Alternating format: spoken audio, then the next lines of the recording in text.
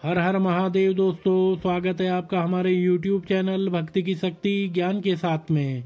दोस्तों, आज के इस वीडियो में हम आपको बताएंगे कि भगवान केदारनाथ जी को जागृत महादेव क्यों कहा जाता है। क्या आप जानते हैं केदारनाथ जी को जागृत महादेव भी कहा जाता है? केदारनाथ जी को जागृत महादेव क्यों कहते हैं? क्या इसके पीछे कोई देवीय घटना या सत्य कथा है? सवाल कई हैं और जवाब केवल एक सच्चे सेवक की सत्य कथा।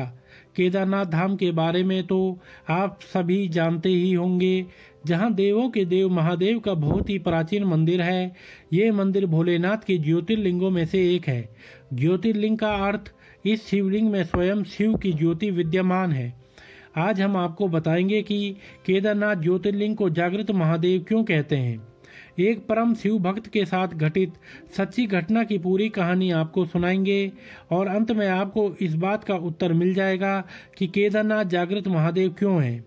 बहुत समय पहले की बात है, जब हमारे देश में बस, ट्रेन जैसी अच्छी सुविधाएं उपलब्ध नहीं थी। अगर किसी को सफ़र करना होता था तो धनवान लोग बैलगाड़ी और घोड़े का सहारा लेते थे, लेकिन गरीब लोगों के पैदल यात्रा करने का ही एकमात्र उपाय था। उसी समय एक निर्धन शिव भक्त ने भगवान केदारनाथ ज्योतिर्लिंग के दर्शन करने का प्रण लिया और पैदल यात्रा आरंभ कर दी। रास्ते में लोगों से पूछ पूछ कर केदारनाथ धाम की ओर बढ़ने लगा।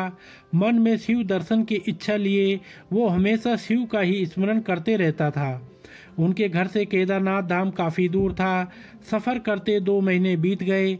जब केदारनाथ पहुँचे तो वहाँ बर्फ़ पड़ रही थी और ऐसा लग रहा था कि मंदिर बंद है और वहाँ कोई भी नहीं। आपको यह बता दें, केदारनाथ धाम के पट 6 महीने के लिए खोलते हैं और 6 महीने के लिए बंद हो जाते हैं। जब केदारनाथ धाम में बर्फ पड़ने लगती है तो मंदिर के पट बंद कर दिए जाते हैं।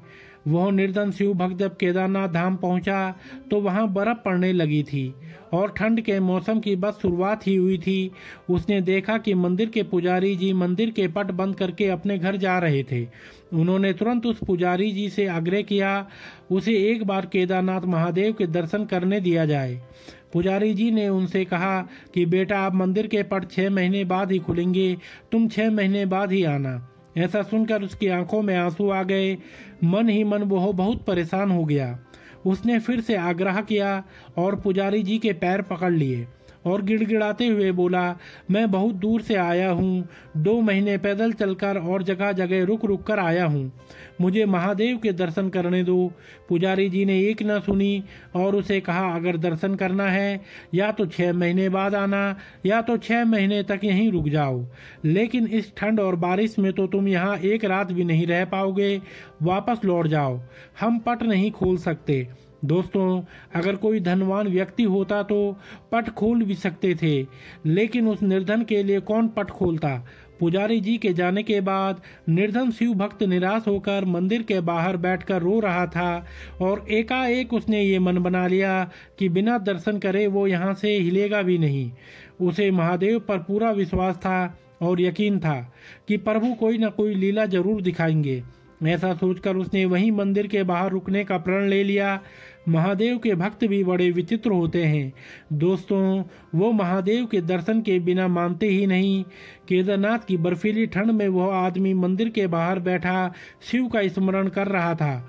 रात होते ही ठंड बढ़ गई और अब उस जगह पर किसी मनुष्य के लिए एक पल रहना भी कठिन हो गया था, लेकिन वह बैठा रहा। रात में अघोरी बाबा के समान एक आदमी उसके पास आया और अघोरी बाबा ने निर्धन शिव भक्त से कहा कि तुम थक गए हो, एक काम करो, मेरे पास थोड़ा खाना है, उसे खाकर आराम करो, मैं आग लगा देता हूँ। शिव भक्त सच में बहुत थक चुका था और परेशान था और बहुत भूखा भी था।